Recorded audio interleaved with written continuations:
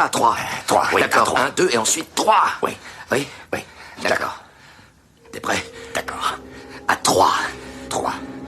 1, 2, 3.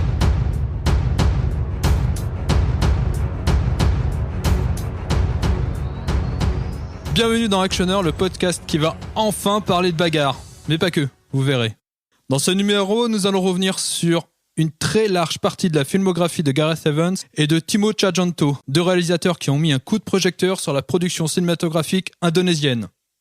Je m'appelle David et bien évidemment, je ne suis pas seul. Je suis accompagné par le MacDog des podcasts, Thibaut. Salut Thibaut. Salut, ça va les gens? Nous accueillons aussi, pour la première fois sur Actionneur, notre expert en silat, Fabrice. Tu vas bien Fabrice? Ça va, salut tout le monde. Salut.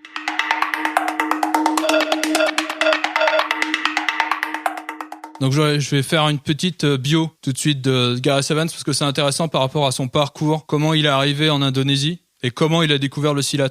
Parce que toute cette partie-là va complètement créer le réalisateur qu'il va devenir. Et donc il est né au Pays de Galles, il vivait à Swansea. Il avait déjà fait un film en 2006 qui s'appelait Footsteps, mais sa carrière était complètement à l'arrêt et il travaillait dans un bureau. Et sa femme, qui était indonéso-japonaise, qui s'appelle Maya, devant sa détresse, lui a proposé, elle avait des contacts avec un producteur en Indonésie, et donc elle lui a proposé de se déplacer pour qu'il le rencontre. Et donc ce producteur faisait une série de documentaires sur des éléments de la culture indonésienne, et il a demandé donc à Gareth Evans de faire un documentaire sur le silat.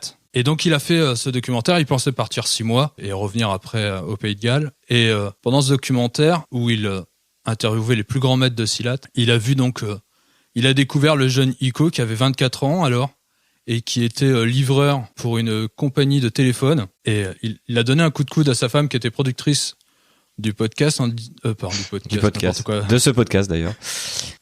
Et donc en disant que il était fasciné, ça je l'ai vu dans le documentaire de The Red 2, quand on a découvert ce jeune type qui avait 24 ans et qui, avant de revêtir le costume pour faire du silat, paraissait complètement effacé et dégagé à partir du moment où il était sur l'air de combat, et il dégageait quelque chose qui ne reflétait pas le côté timide qu'il était à l'extérieur. Mm-hmm. Et il a dit à sa femme que il adorerait faire un film avec lui, et donc il lui a proposé. Et évidemment, Iko Uwais, qui va devenir ensuite son acteur fétiche dans The Raid, trouvait ça complètement fou et n'arrivait pas à y croire. Et vous savez d'ailleurs ce qu'il voulait faire avant d'être acteur? Il voulait être footballeur. Et il a fait footballeur pendant longtemps, ouais. D'où les très bons coups de pied, hein. Voilà. C'est ça.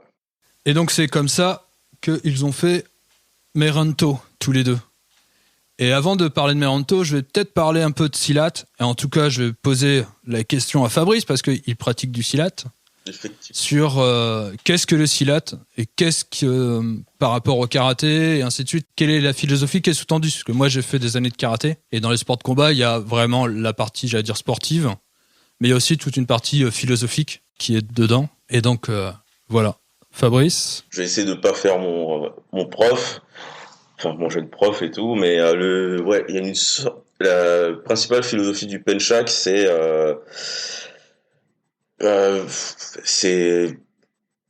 pour pas faire shonen ou autre, c'est peut-être la lecture du mouvement, la lecture de l'instant. Comme dans chaque art martial, il y a bien sûr on appelle ça des lankas, donc des sortes de katas à répéter et autres, mais en fait qui ne servent à rien si tu n'as pas une sorte de lecture et d'adaptation de la situation. Parce que déjà Penchak Silat, c'est pas l'art martial, on va dire, c'est la catégorie qui regroupe plein d'autres techniques. Donc en fait, tu peux avoir 2 personnes qui sont censées faire du Penchak mais qui ne font pas se déplacer dans un combat ou utiliser les mêmes techniques. Et en fait, c'est vraiment ça, c'est la lecture des mouvements de l'adversaire, c'est techniquement de la défense. Il n'y a pas vraiment de mouvement d'attaque. Enfin, il y a des percussions, il y a des projections et autres dans le Penchak, mais c'est de la défense essentiellement. C'est s'adapter on va dire, à ce que l'adversaire en face, à ce que l'agresseur, l'opposant, te balance, et retourner ça contre lui. Et contrairement à certains sports de combat où par exemple on va parler l'art martial israélien, c'est Le Krav Maga. le Krav Maga. Le Krav Maga, par exemple, le Krav Maga, c'est souvent justement désamorcer une situation dangereuse pour pouvoir s'échapper. En fait, le punchak, on se rend vite compte que c'est désamorcer la situation et devenir techniquement on va dire le destructeur, parce que c'est bloquer et péter des articulations, mettre au sol, frapper les parties sensibles pour vraiment désamorcer de la situation, mais on va dire avec une force parfois létale. Donc c'est cette philosophie, c'est une philosophie un peu étrange. C'est peut-être aussi parce que j'ai eu un prof pas bourrin, mais très offensif. C'est cette philosophie-là, c'est gommer en fait la couche de civilisation. Il nous a dit ça dès les premiers cours, gommer la couche de civilisation, le vernis de civilisation qu'on a, et aller directement à l'essentiel. Okay. Il nous a donné l'exemple ultime, c'est si un jour on agresse votre enfant, vous n'allez pas chercher à savoir est-ce que c'est plus esthétique de faire ci, ça. C'est par exemple directement attaquer les yeux de l'adversaire parce qu'on est plus faible ou autre. C'est ça, c'est un peu ça le punchak, c'est s'adapter vraiment à ce qui est en face sans réfléchir à faire quelque chose de beau ou autre. Effectivement, de base, on a une sorte de danse avec les différents mouvements qui, en fait, en les décomposant, sont des techniques de chope ou de déviation de coups. Mais en fait, derrière, c'est vraiment tout faire pour ne pas se faire blesser, pour protéger les autres. Et c'est ça, c'est l'adaptation, on va dire. Et ce qui est intéressant, c'est que donc le silat, d'après ce que j'ai compris, il y a aussi plusieurs écoles et qu'il n'y a pas la même manière de faire le silat, que ce soit à Java ou à Jakarta. Et dans le making-of de The Raid, Iko Uwais expliquait qu'il y avait une espèce de fantasmagorie autour du silat et expliquait qu'il y avait une large partie, en tout cas telle que eux le pratiquaient, une large partie religieuse et qui confinait presque au mysticisme. Et les chaînes de télé locales avaient tendance un peu à exagérer l'aspect silat avec tout le mysticisme qu'il y avait derrière en disant qu'ils pouvaient sortir des boules de feu de leurs mains, qu'ils pouvaient devenir invisibles, un peu comme on s'imagine un peu toute la catégorie ninja, tu vois. Ouais. En fait, il y a une catégorie un peu, c'est triste de dire ça, un peu bullshit du punchak. Si vous le voyez sur une vidéo, Ilmu, A-I-L-M-U, c'est souvent une vidéo bullshit. C'est le fait de t'as tellement maîtrisé le punchak que t'as une sorte d'ultra instinct comme dans Dragon Ball, ou même de haki avec des gens qui peuvent pas t'approcher soi-disant parce que tu dégages une énergie meurtrière ou une puissance qui fait que les gens trop faibles ne peuvent pas t'approcher. J'ai envie de dire bullshit. J'aime beaucoup ce sport, mais j'aime beaucoup cet art, mais ça me paraît un peu trop gros.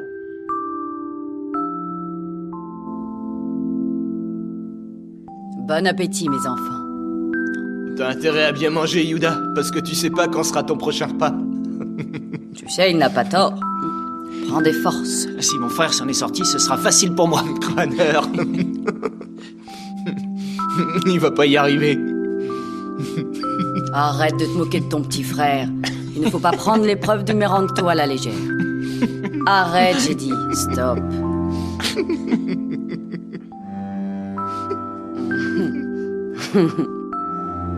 Arrêtez de rire. Le Meranto, c'est très sérieux.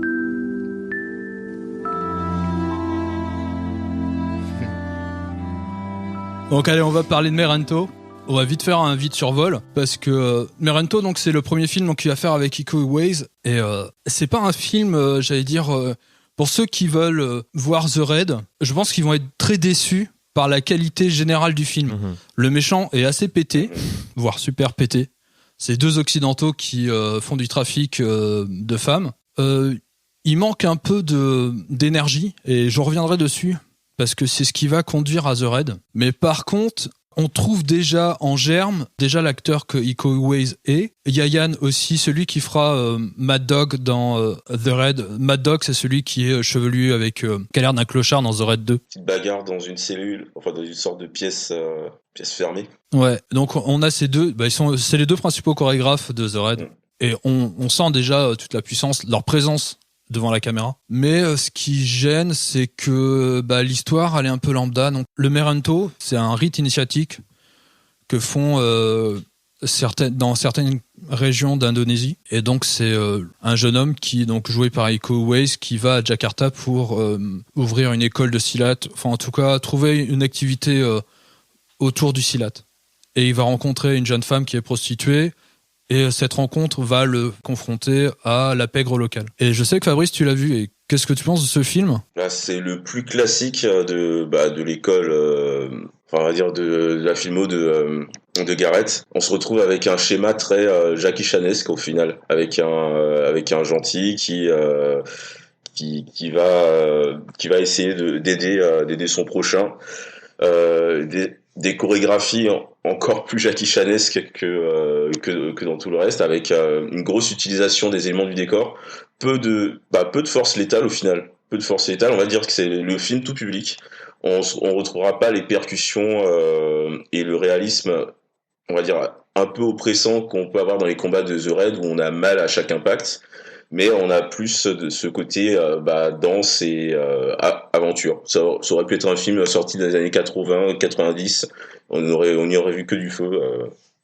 Une histoire basique, comme tu l'as dit, basique, simple.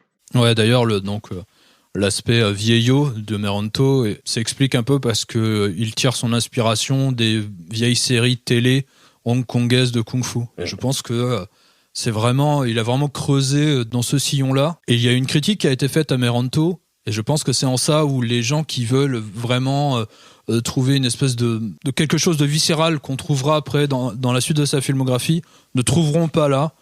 Et d'ailleurs, donc le reproche qu'on lui a fait, c'est que le combat était trop mou, trop lent, et que Iko Uwais était limite quelqu'un qui, face à un autre combattant, se ferait défoncer trop vite. Ça a bien changé depuis. Et ouais. Ouais, c'est ça. Il y a vraiment une critique comme ça de mollesse. Et c'est à partir de cette critique-là qu'il a créé The Raid. Et donc, on va parler de The Raid et je vais balancer la petite bande-annonce qui va bien. Voilà, non. Bonjour à tous. Comme vous avez pu le remarquer, nous avons des visiteurs imprévus qui rôdent dans nos couloirs ce matin. Alors, au travail, mes amis. Et faites-leur passer un moment agréable. Je me souviens très bien de cette bande-annonce. Et donc voilà, ça va faire passer un moment agréable. Très agréable. Ouais, le moment a été sublime, divin. Qui veut résumer ? Allez, je vais m'en charger.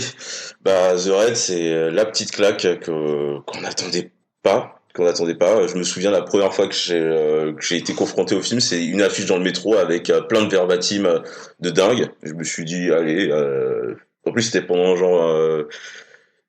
une grosse promo au ciné, donc j'y suis allé sans trop savoir ce que c'était, et je me suis pris une de ces claques. C'est l'histoire on va dire de forces spéciales qui doivent investir un immeuble pour en faire sortir, on va dire, un boss. Et ils se retrouvent face à une opposition qui n'attendait pas. Au début, ça se passait super bien, mais au final, ils se font vite repérer et ils vont se retrouver à devoir gérer tout un immeuble qui veut leur peau. Avec Iko Uwais qui joue le rôle du héros et qui va gravir on va dire les étages comme dans un jeu vidéo, péter des bouches, péter des jambes et essayer de s'en sortir sans y passer, quoi. Donc film ultra efficace.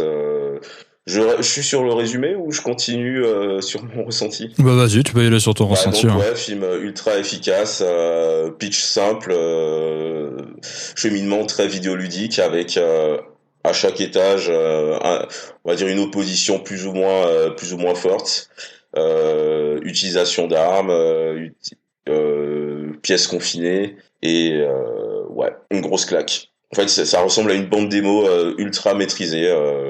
Mais on en parlera, je suppose, après. Ces histoires de budget, de bande démo et enchaînement sur The Raid 2. Thibaut, vas-y, ton avis? C'est un film que, comme Fabrice, j'ai pris en pleine tronche à l'époque. J'avais pas mal suivi le early buzz de ce film-là, qui était passé par pas mal de festivals, et j'en avais beaucoup entendu parler. À l'époque, j'avais mon petit blog et je suivais un petit peu l'actu de ce projet-là, parce que moi, personnellement, je suis assez hermétique. En tout cas, à l'époque, je l'étais vraiment. J'ai toujours un peu de mal avec le cinéma asiatique, parce que j'ai été biberonné à Hollywood et que c'est pas bien, et ça vous matrixe le crâne. Et du coup, j'ai toujours eu des difficultés à lire l'action, ou même à comprendre un petit peu les thèmes qui sont asiatiques dans leur cinéma. Et donc là, j'avais vu, voilà, cinéma d'action indonésien par un Britannique, gros buzz, bande-annonce qui claque et tout. Et puis, c'est vrai que ce qu'on pouvait voir dans la bande-annonce donnait très envie, même si aujourd'hui, pour avoir revu le film et notamment la bande-annonce là juste avant le podcast, je trouve que le film a pas mal vieilli en fait par rapport à ce qui s'est déjà fait dans The Raid 2 ou plus récemment sur The Night Comes For Us. On sent qu'il y a des techniques qui ont été perfectionnées. Après, c'est un film qui a été fait avec assez peu de budget aussi, et notamment il y a un truc qui est assez criant dans ce film, c'est l'utilisation des armes à feu qui sont en fait des répliques d'airsoft auxquelles on a du coup demandé aux acteurs de mimer un recul, et on a eu ensuite en post-production des effets de douille et de flammes qui sortaient du canon, et ça c'est un truc qui rend particulièrement cheap dans ce film là. Après les armes à feu ne durent pas très longtemps, et Gareth Evans a voulu concevoir plus une sorte de survival avec une petite dimension presque horrifique, plutôt juste un film d'action.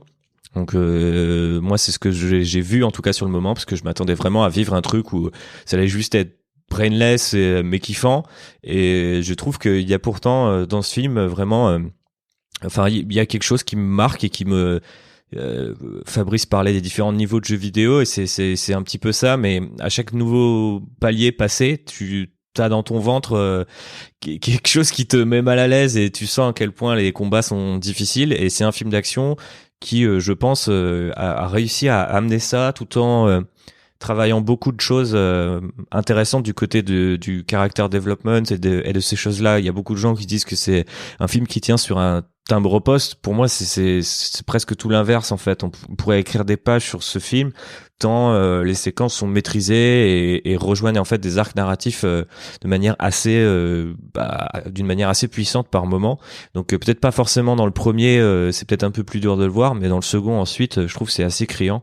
Donc c'est vraiment un film que je recommande aux gens s'ils l'ont pas encore vu, et je pense que c'est un film qui est déjà entre guillemets historique pour le genre de l'actionneur en général, parce que je pense que ces dernières années peut-être il y a eu John Wick ou Mad Max Fury Road dans un délire un peu plus véhiculesque, mais il y a pas beaucoup de films d'action qui sont arrivés et qui ont inventé une nouvelle manière de filmer quoi. Et encore, cette manière de filmer, quelque part, elle est pas du tout nouvelle. Oui, elle est pas du tout nouvelle, parce que comment dire, à l'échelle globale quoi, c'est ça que je voulais dire, c'est-à-dire que en tout cas moi personnellement, quand ça m'est arrivé dans la gueule, je savais pas que c'était possible de faire ce genre de choses, parce que Fabrice parlait des films de Jackie Chan, et c'est vrai que Evans est très influencé par lui et d'autres martial artistes, et je trouve les films de Jackie Chan justement ont cette espèce de comique et de comment dire, de grain. Je sais pas vraiment quelle expression peut mettre le doigt dessus, mais j'y crois moins en fait. C'est un peu burlesque. Ouais, voilà, c'est ça. C'est-à-dire que moi, ce qui me fascine toujours dans The Raid, et là ensuite dans la suite et dans un film comme The Night Comes For Us, c'est à quel point les coups sont réellement portés, et à quel point en fait la proximité entre les personnages, les cadrages, etc. me fait halluciner. C'est-à-dire que c'est quasiment un film que je regarde avec deux cerveaux, c'est-à-dire qu'il y en a un qui suit le film et l'autre qui se demande en permanence mais comment c'est possible de filmer ce qu'on vient de voir, parce que je comprends juste pas comment c'est faisable, tu vois. Il y a vraiment une impossibilité technique dans ma tête, et j'adore voir ces films par rapport à ça.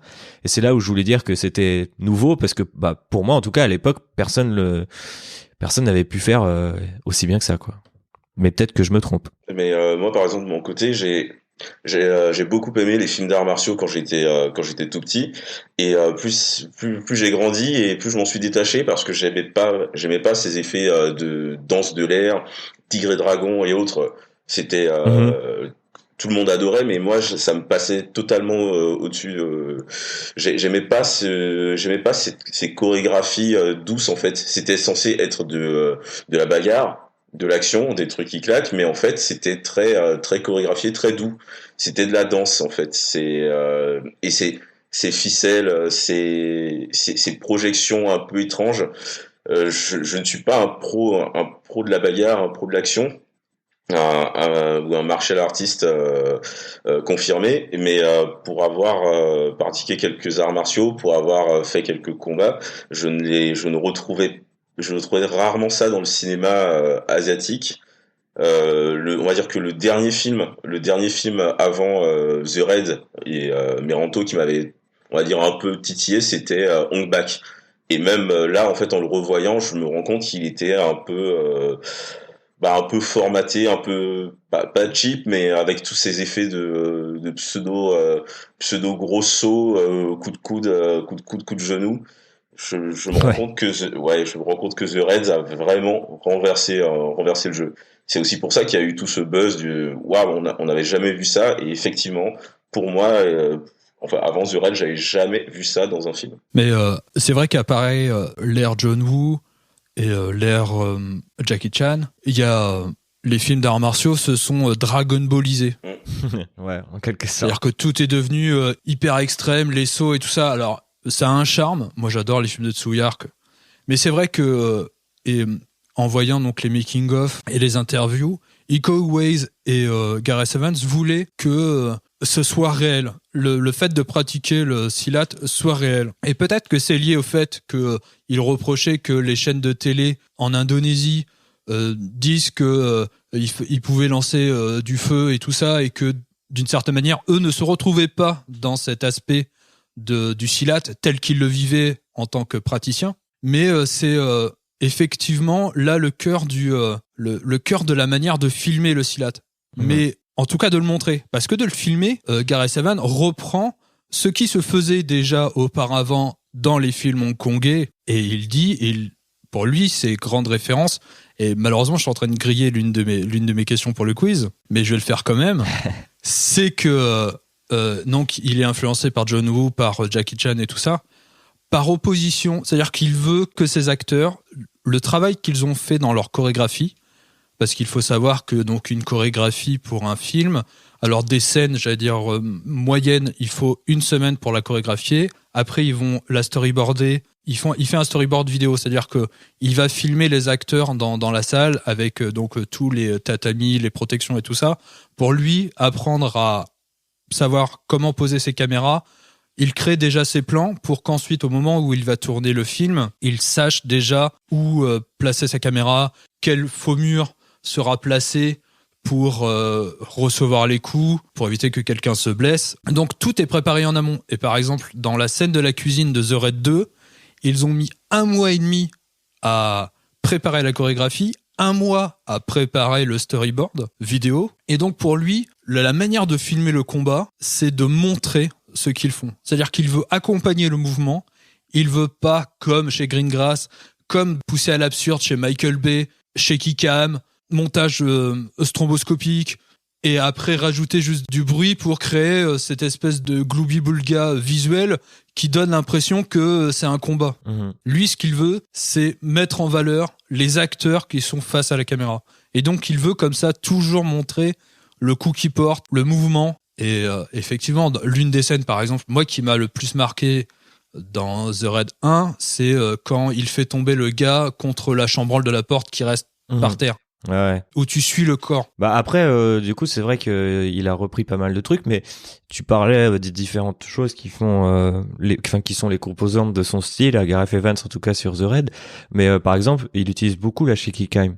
C'est très shaky en fait The Raid, mais le montage fait qu'en fait ça reste toujours lisible, et que quand ça bouge, c'est pour une bonne raison, comme tu disais tout à l'heure David, parce que généralement on accompagne le corps. Il y a aussi dans The Raid 2 un moment, le caméraman passe par la fenêtre en même temps qu'un personnage. Ça c'est un des meilleurs exemples pour le coup d'une caméra qui est pas du tout stable, mais qui pourtant maintient une action lisible. Et moi j'aime justement pas cette confusion. On devrait peut-être pas le citer dans ce podcast, mais je sais que par exemple, c'est un gros truc qu'on entend dans toutes les vidéos de ce bon Durandal, où il confond systématiquement ce côté shaky cam et on n'arrive pas à lire. Alors que pour moi, j'arrive bien plus à lire une caméra qui bouge, un caméraman qui tombe en suivant un corps, que une over-edit de Liam Neeson qui passe au-dessus d'un grillage avec 14 plans, 14 coupes, comme on l'a dans Taken 3 par exemple. Et c'est vrai que pour moi, c'est vraiment deux écoles très différentes qui pourtant utilisent en partie les mêmes techniques. Ouais, enfin disons, quand je parlais de shaky cam, c'est surtout voilà le côté très sautement permanent pour faire croire qu'il y a un mouvement, que ça va vite, ouais. Ouais, alors que en vérité, il y en a pas. Si lui il suit le corps, c'est-à-dire qu'on a peu de plans de caméra où t'as, tu sais, les soubresauts. Ouais, je vois ce que tu veux dire. Oui, oui, la caméra chez Gareth Evans suit, mais elle suit toujours le mouvement, le corps. Elle est justifiée par chaque prise de silhouette, comme tu disais, les projections et ainsi de suite. C'est-à-dire ça se justifie visuellement. Et c'est en ça où je pense que l'aspect réel, l'aspect viscéral, le fait de ressentir les coups alors après, Iko Uwais disait que les coups au visage, il se les donne pas, mais les coups dans le corps, il se les donne. Hein. Ouais. C'est d'ailleurs un point des entraînements de Penchak qui, je sais pas si des personnes veulent faire des cours d'initiation ou autres, ou se lancer, mais les entraînements de Penchak sont assez durs en général. En fait, pour pouvoir reproduire un coup, il faut savoir ce que ça fait. Et du coup, notre instructeur, nous fait faire des répétitions. Et à partir d'un moment, on s'arrête. Il va nous montrer un mouvement et il va prendre quelqu'un dans la salle et faire la démonstration sur lui. Il va le déboîte. Il va le déboîte. C'était un très bon résumé. Et j'ai un genou qui s'est toujours pas totalement remis d'un entraînement qui va me marquer toute ma vie, je pense. Et c'est ça en fait. C'est le Penchak, c'est cet impact et cette histoire de caméra en mouvement. En fait, c'est une caméra Penchak. Quand on check les déplacements et les coups au Penchak, il y a beaucoup de mouvements de mains et autres, mais en fait, on se rend compte que les pratiquants économisent, ne bougent pas dans tous les sens. En fait, c'est au moment clé, il va y avoir peut-être de l'air brassé par des bras qui passent et tout, mais ce ne sera pas on sera pas dans un film d'arts martiaux où la personne va tourner autour de l'adversaire en levant les bras, en faisant des poses du tigre et autres. Donc la caméra dans le cinéma de Gareth Evans a une philosophie Penchak. Alors tiens, Fabrice, vu que t'as le micro, quelle est ta scène qui t'a le plus marqué dans The Raid 1 ? Quelle est la scène que tu retiens ? C'est à peu près au même endroit que toi. C'est la scène du couloir où il déboîte toute une horde d'assaillants, mais c'est la scène où il en chope un et il lui éclate la tête sur plusieurs pans du mur en descendant. Ouais, j'adore ça. Et la caméra qui suit. Et c'est là que je me suis dit, ouais, on est dans un bel endroit. On aime y être. Ouais. Donc c'est cette scène, bien sûr tout le reste, le combat final et autres, mais je crois que c'est cette scène qui m'a vraiment fait me dire, ce mec filme différemment. Et toi, Thibaut ? Moi, c'est la scène du team-up. Je vais pas trop en dire pour ceux qui auraient pas encore vu le film, mais il y a un moment dans le film où on part sur une grosse bagarre à 3 et on passe à une bagarre en 2 contre 1 parce que le mec est beaucoup trop fort. Et là, je trouve qu'il y a un côté, pour le coup, ils envoient pas des boules de feu, ils sont pas en mode Dragon Ball non plus, mais c'est là aussi que j'ai trouvé une forme, malgré tout, je pense qu'il y a ce côté un petit peu fascination occidentale pour ces arts martiaux là quand nous on les regarde, parce que on aura beau les respecter, s'y intéresser, etc., il y a des limites physiques et de compréhension, tu vois, et quand soudainement la caméra bouge un peu et te fait comprendre que le combat va pas se passer comme prévu et que ça s'enchaîne avec plusieurs personnages, mais contrairement au gros mob, à la centaine de mobs que t'as vu ces dernières minutes, là c'est un mec qui s'est encaissé, ça devient proprement épique et presque mystique quoi par moment. Donc moi j'aime beaucoup cette scène là pour ça. Allez, on va passer à The Raid 2.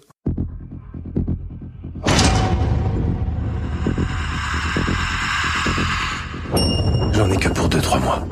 Tu devras pas chercher à savoir où je suis. Si on veut vraiment nettoyer cette ville en profondeur, faut qu'on frappe au sommet, qu'on fasse tomber ceux qui dirigent. J'ai besoin de toi dans mon équipe, que tu t'infiltres.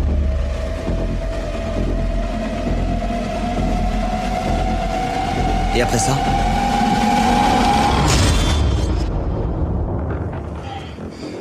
Et après ça, La bagarre. ça va chier. Thibaut, tu veux résumer Oui, le film ? alors il faut savoir qu'en fait The Raid 2 Berendal, c'est ça qui veut dire fif ou thugs, je sais plus en Voyou, ouais. en indonésien.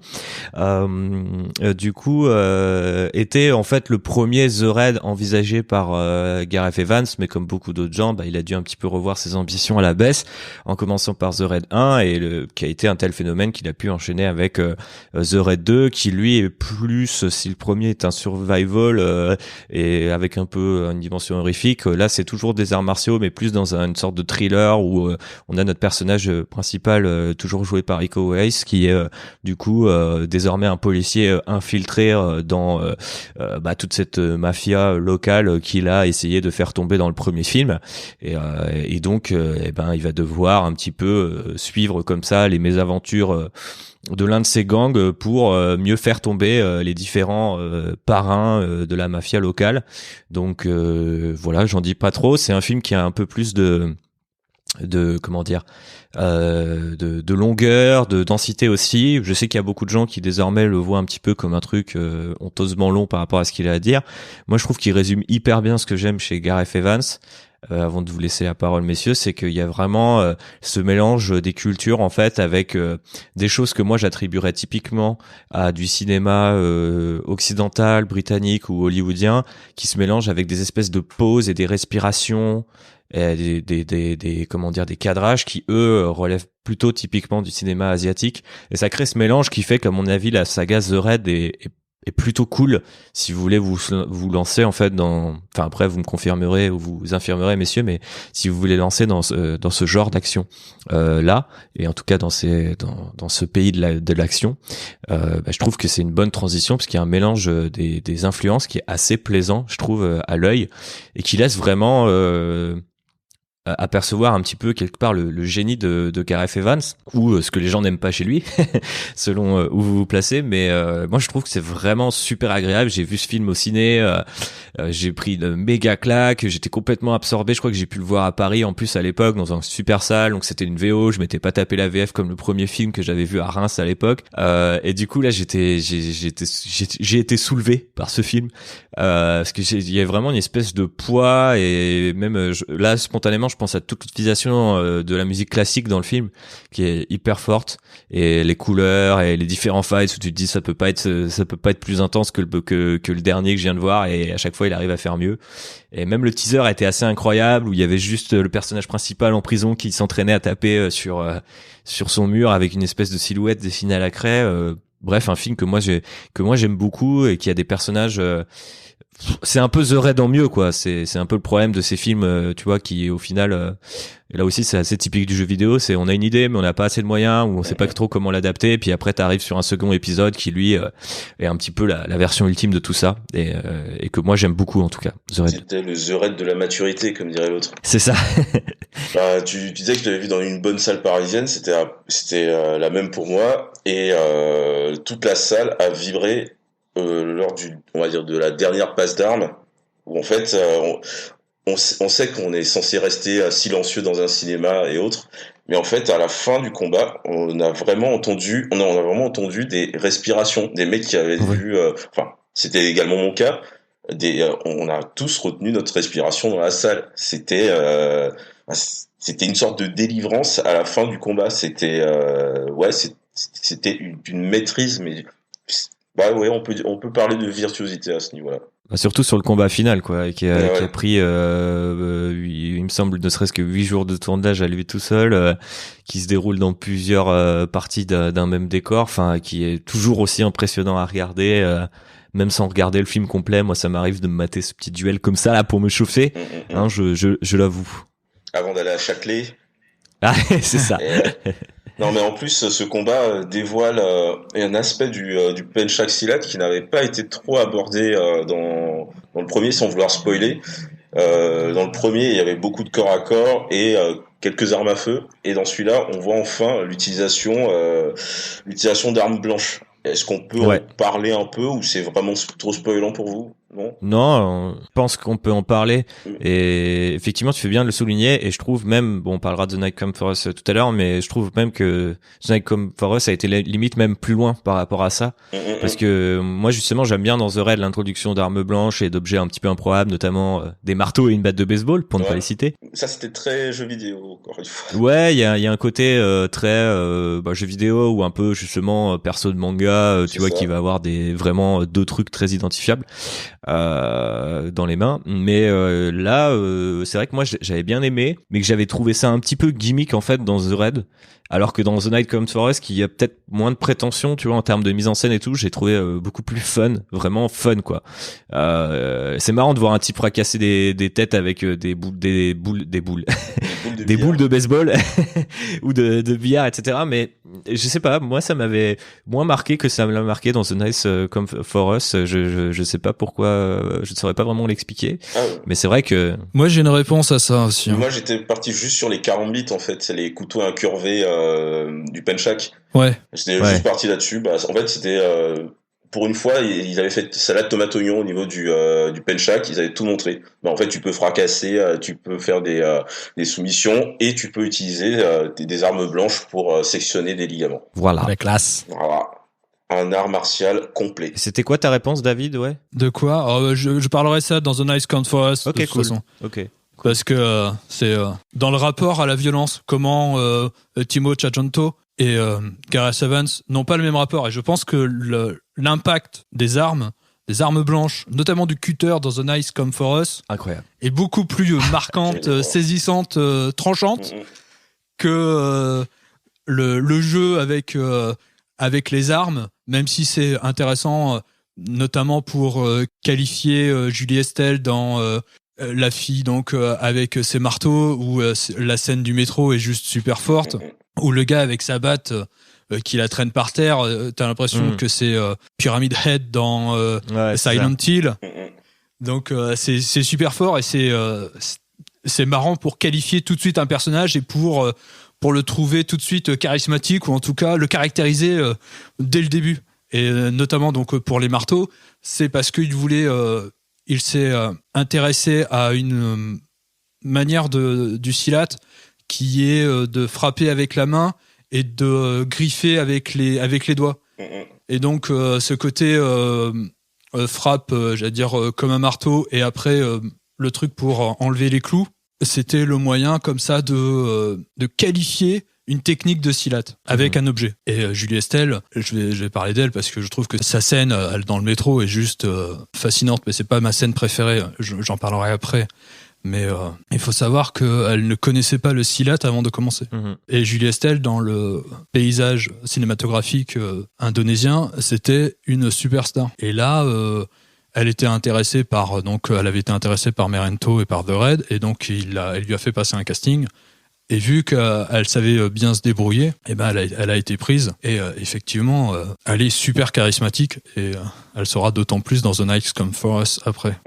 Et je vais tout de suite passer à ma scène que j'ai aimée, parce que moi aussi je l'ai vue dans un cinéma, mais je l'ai pas vue à Paris. On était 3 dans la salle, je l'ai vue en VF, c'était la misère. Cette VF narutesque. Mais vraiment, ça lui fait perdre des points, c'est dingue, parce que je l'ai vu 3 fois au ciné. C'est incroyable. 2 fois en VO, 1 fois en VF. Parce que je devais le voir à Angers avec des potes, je voulais absolument le voir avec eux au ciné. Il y avait que la VF, mais j'ai pété un câble. C'était... ça les rend super neuneux en fait, les personnages, quoi.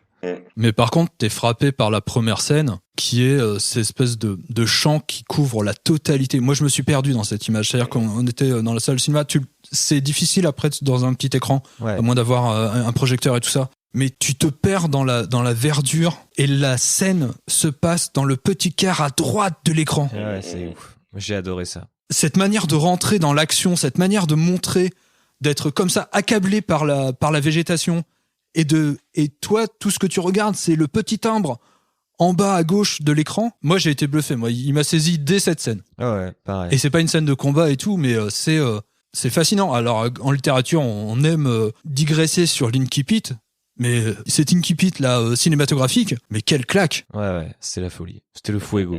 C'est ça. Et toi, t'as donné ta scène préférée, mon petit Thibaut? Non, mais j'en ai plusieurs. J'aime beaucoup la scène du club parce que faudrait qu'on fasse un épisode spécial parce que mine de rien, il y aurait beaucoup de films qui rentrent dedans. Là, j'en sais rien. Carrément. Les scènes de bataille dans des clubs ou des boîtes de nuit, je trouve c'est de bataille, je dis d'ailleurs. C'est peut-être plutôt de combat, mais je trouve ça assez incroyable. Je sais pas pourquoi ça a toujours matrixé mon imaginaire. Et toi, tu veux parler de Patrick Swayze, toi, bientôt? Bah pourquoi pas. Mais non, mais je pourrais te citer John Wick, Collateral, récemment Mission Impossible, Fallout, tout ça. Et bref. C'est peut-être parce que t'es un clubbeur. Mais pourtant, je suis pas un clubbeur. Mais je sais pas, j'ai toujours trouvé qu'en fait c'est un endroit de la nuit et là où en fait tout peut arriver. Tu sais, t'as aussi une notion de la musique qui va être en rythme avec le combat et ça j'adore. Je suis un peu un neuneu quand on en arrive à ce genre de truc. Et du coup j'ai toujours adoré cette espèce de circulaire qu'entame la caméra où d'un coup le club se vide et tu te retournes et t'as tous les mecs qui arrivent et il y a juste un seul mec face à eux. Ça m'a toujours beaucoup plu. Et puis comment ne pas citer le combat de fin, le combat dans la voiture, le combat de prison. En fait, chaque scène de baston est à peu près culte. Je trouve qu'il y en a aucune, contrairement à The Raid où de temps en temps tu sens ils expérimentaient encore. Là, je trouve qu'il y en a aucune qui est foirée ou qui manque de ci ou de ça. C'est vraiment une maestria totale, quoi. À mon sens, en tout cas. Et toi, Fabrice? Est-ce que je peux tricher et en mettre 2 aussi? C'est possible. Non, mais vas-y, de toute façon. En fait, Thibaut, il en a mis 12. Ouais. C'est clair, j'ai à peu près de toutes les mettre. Moi, c'est la scène de combat finale. Enfin, ce tunnel d'action de patates, de lacération. C'était on va dire ce tsunami esthétique est violent et je mettrais juste derrière l'affrontement un peu avant. D'ailleurs, on est encore sur cette échelle de puissance. Là, on n'a pas les tours, on n'a pas la tour à gravir, mais on avait quand même cet endroit où il arrive. Il déboîte toute une palanquée de bots, on va dire, et il arrive sur les vrais joueurs avec Julie Estelle et son frangin. Et en fait, c'est cette scène juste derrière, le moment où il les affronte on va dire à 2 contre 1, et le moment où il termine avec la batte de baseball et il y a la caméra qui tourne tout autour, enfin qui accompagne la batte et qui fait un tour et qui montre la dévastation. Je sais pas si vous la voyez. Je la vois. Ouais. Ouais, c'est encore une fois, on a cette notion d'oppression en fait. Tu es dans le combat et tu as l'impression de te prendre les coups. Tu ne peux prévoir aucune des réactions. Avec le mec à la batte de baseball qui pète un câble et qui se retrouve quasiment berserk. On va dire que ce sont mes 2 scènes. L'affrontement à 2 contre 1 et l'affrontement final. Ce qui est intéressant dans la manière dont il met en scène l'action, c'est que l'action, c'est pas comme, j'allais dire, un porno. L'exemple Je quitte ce podcast. C'est parce que l'un des producteurs de Naughty Dog expliquait que pour faire un jeu vidéo, il fallait y penser comme un porno, c'est-à-dire, en gros, les actions, c'est le plus important, ce qui est entre, c'est complètement annexe. Et donc, l'action, c'est l'action pour l'action.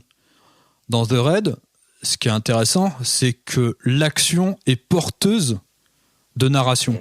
Dans la scène de combat dans la prison, elle montre le rapport entre 2 personnages, donc entre Iko et le fils du malfrat qui justifie le fait que lui soit en prison undercover. Et toute la relation naît du fait que tout d'un coup, il se met à sauver ce gars, alors qu'au départ, ils étaient plus ennemis. Mmh. Et donc, juste à la fin de cette scène, t'as une ellipse de 2 ans, là où t'aurais pu d'une certaine manière l'expliquer par des dialogues, par quelque chose. Non, toute la narration s'est faite dans la scène de combat qui de plus est dantesque, quoi. Cette scène dans la boue est juste fantastique. Elle est ouf. Mais elle portait en elle la narration. Ouais, mais c'est ça que je trouve assez agréable en fait chez Evan, c'est qu'il manque du coup en comparaison. On a dit du bien de The Night Come For Us, mais par exemple, c'est ce que j'ai pas dans le film en fait. Le développement des personnages, je suis pas forcément suivi de l'action aussi bien que dans les 2 The Raid, à mon sens. The Night Come For Us, il est parfaitement taillé pour des fanfictions en fait.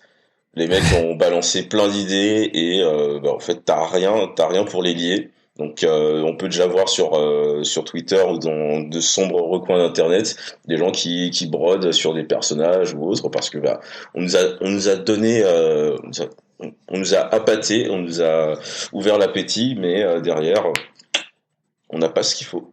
Oui, mais derrière il devrait y avoir ce qu'il faut, mais on en parlera après dans le passage sur The Night Comes For Us parce que ça doit être une trilogie. Ouais. Eh oui. Allez, je vais faire passer le petit quiz.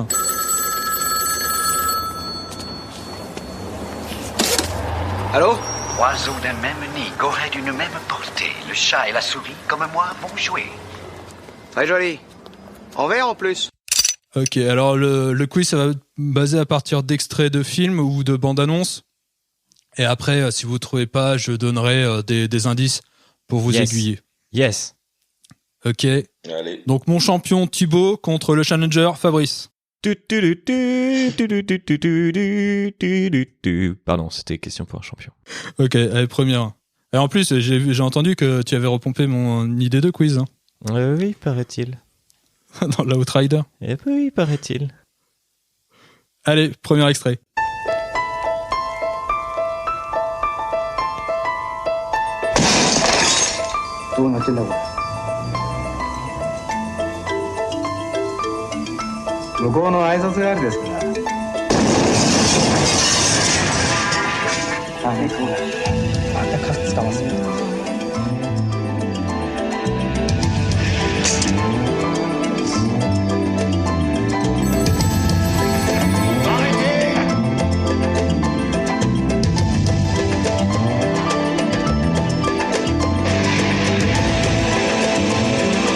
Alors, pas de personne à un indice là? J'aurais lancé un petit hard-boil, mais non, je sais pas. Non. Je non, sais pas c'est du tout, japonais. ouais. Je l'ai mis à cause de la musique de Joe Hisaishi. C'est de Takeshi Kitano, c'est Sonatine. Ah putain. Alors, Indeed. Nul. 0-0. Ouais. Alors, le quiz a pour but aussi de montrer que c'est... Que t'as de la culture épanouie, ouais, on a compris. Salaud. Non, c'est pas ça. Mais enfin, même si c'est un peu ça, tu vois, mais bon. Ouais, faut pas le non, dire. c'était pour montrer que c'est à partir des références qu'a utilisé Gareth Evans dans The Raid. Et il a utilisé Takeshi Miike ou Takeshi Kitano pour expliquer l'usage de l'humour noir dans les films. Il faut savoir que chez Kitano ou chez Miike, il y a une espèce d'humour pince sans rire, de côté un peu grotesque ou burlesque. Et notamment, par exemple, là, dans le coup de la batte dans The Raid 2, où la batte reste coincée dans le visage du gars. Ouais. Il y a un côté un peu comme ça comique. Ouais, carrément. Ouais. Qui est comme ça, un peu latent, et ça crée... tu sais pas trop quoi penser de ça quand tu le vois. Tu sais pas si tu dois rire, tu sais pas si tu dois être choqué. Et c'est ça que j'adore. Et donc, il l'a repris donc de chez Miike et chez Kitano. D'ailleurs, un petit détail de The Raid, enfin ça spoil un tout petit peu, mais c'est peut-être, et j'ai peut-être totalement halluciné, mais j'ai l'impression que les seules fois où Iko bute un adversaire, c'est en utilisant ses propres armes. C'est encore peut-être un ressort d'humour noir. T'arrives, tu utilises une arme létale contre lui, en fait il va te la retourner et tu vas en crever. Alors que les autres, en général, il leur pète des articulations. Après de la rééducation et beaucoup de volonté, ils peuvent peut-être s'en sortir. Mais une fois que tu utilises une arme contre lui, t'es sûr de le payer de ta vie. Je sais pas si vous l'avez remarqué. Je sais pas, j'ai pas souvenir de ça. Non, je me rappelle plus, mais peut-être maintenant que tu m'en parles, il faudrait que je le revoie. Ouais, j'ai l'impression que t'as raison, Fabrice, ouais. Ouais, moi aussi. Allez, deuxième extrait. Freeze! This is the police. Drop your weapons and place your hands above your heads. Un extrait de la bande-annonce. On Saturday, 6 members of the gang known as Street Thunder were ambushed by the police. On Sunday, the warlords of Street Thunder swore a blood oath to avenge their dead. For the gang called Street Thunder, it is a day of Une référence à The Raid. It's war à in the streets. Oh, Jesus, come on. Come on, I'll give you my money. Just don't hurt me, please. Please. Un film de John Carpenter. It's terror in the night. It's the most shattering assault on a police station in history. Assault on Precinct 13. This is the siege. It's a goddamn siege. Ok, vous l'avez pas parce qu'il l'a dit. Bah si, c'est Assaut. Exactement, c'est Assaut. Ouais. Bravo mon champion. Bien. Je savais pas si ça s'appelait Assaut sur le district 13. Non, je sais pas comment ça a pu traduire ça. Ok. Assaut. En français, ouais, c'est Assaut. Ouais, c'est Assaut, c'est ça. Ok. Exactement. Et c'est une référence. 1-0. Allez. J'étais bloqué sur le gang des Street Thunder et j'étais en train de me demander, mais putain, c'est dans quoi ça? Ouais, bien joué. Bon là, la référence est évidente. C'est Carpenter, l'isolement et le fait que... alors, ce qui est intéressant aussi, c'est... je trouve que Gareth Evans a quelque chose de très proche avec John Carpenter. C'est cette manière de faire des films à moindre coût. The Raid en est la preuve, avec tous les moyens du bord. Il y a un mouvement de grue où quand la voiture des forces spéciales arrive devant l'immeuble, t'as une grue, et t'as comme ça un soubresaut, et en vérité c'est parce qu'ils ont détaché le mec qui était accroché à la grue quand ils l'ont descendu pour ensuite suivre la section d'assaut, rentrer dans l'immeuble.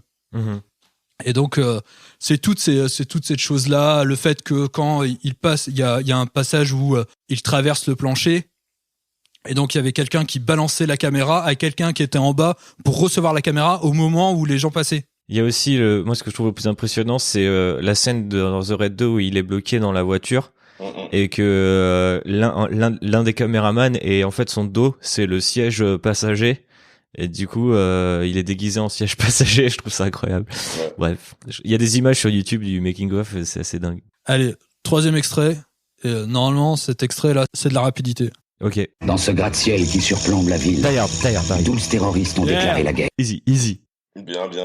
Bon bah 2-0. Le problème, c'est que tu pourras pas rattraper, mon bon Fabrice. C'est foutu. Bah, je mets quand même le dernier extrait. Allez. Arrêtez! Une petite révision s'impose, les gars. J'espère que c'est acquis. Lors de cette leçon, je vous ai enseigné les 5 grandes techniques d'animaux. Il est complètement dingue. Le chat à 3 pattes. Le rat à 4 œils. Nous allons les revoir. Le dragon voit le tigre. Le tigre recule. Le serpent part de sa langue. C'est Karate Kid. La panthère s'apprête à bondir. Non. La grue déploie ses ailes. Non, pas si vite. Qu'est-ce que c'est que ça? Aucune force dans ce poignet. C'est comme ça que vous allez progresser. Corrigez-vous. Oh, j'adore. C'est Drunken Master avec Jackie Chan. Il faut voir les films de Jackie Chan. J'étais sûr que c'était un film de Jackie Chan, mais bon, j'en ai pas vu tant que ça, je t'avouerai. Il était, je sais pas s'il existe encore sur Netflix, mais il était sur Netflix à une époque. Et, d'accord. C'est le film qui a fait de Jackie Chan une star.